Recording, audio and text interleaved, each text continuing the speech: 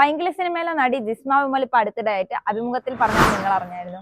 അവർ സ്വന്തമായി ഡയറ്റ് ചെയ്തതിന്റെ പാർശ്വിക ഫലമായിട്ട് അവർക്കുണ്ടായ ഹെൽത്ത് ഇഷ്യൂസിനെ പറ്റിയിട്ട്. ഓഡിഷന് ചെന്ന ജിസ്മ വിമലിന് 80 കിലോ ഉള്ള ഭാരം 25 കിലോയോളം കുറച്ചിട്ട് ചെല്ലാനാണ് പറഞ്ഞത്.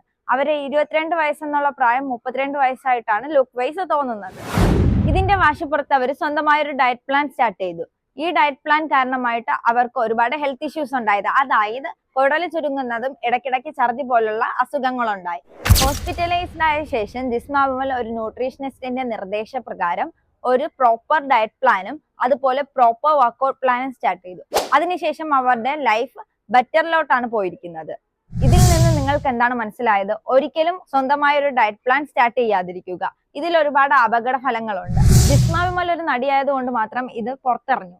അതുപോലെ എത്രയോ പേര് പ്രശസ്തി ഇല്ലാത്തവർക്ക് ഇങ്ങനെ ഒരു അപകടം ഉണ്ടാകുന്നു. അതുകൊണ്ട് നിങ്ങൾ ചെയ്യേണ്ടത് സ്വന്തമായി ഡയറ്റ് ചെയ്യുന്നവർക്ക് ഇത് ഷെയർ ചെയ്ത് കൊടുത്തിട്ട് അപകടമാണെന്ന് പറഞ്ഞു മനസ്സിലാക്കുക. Stay safe, stay healthy with love, mister and Mrs.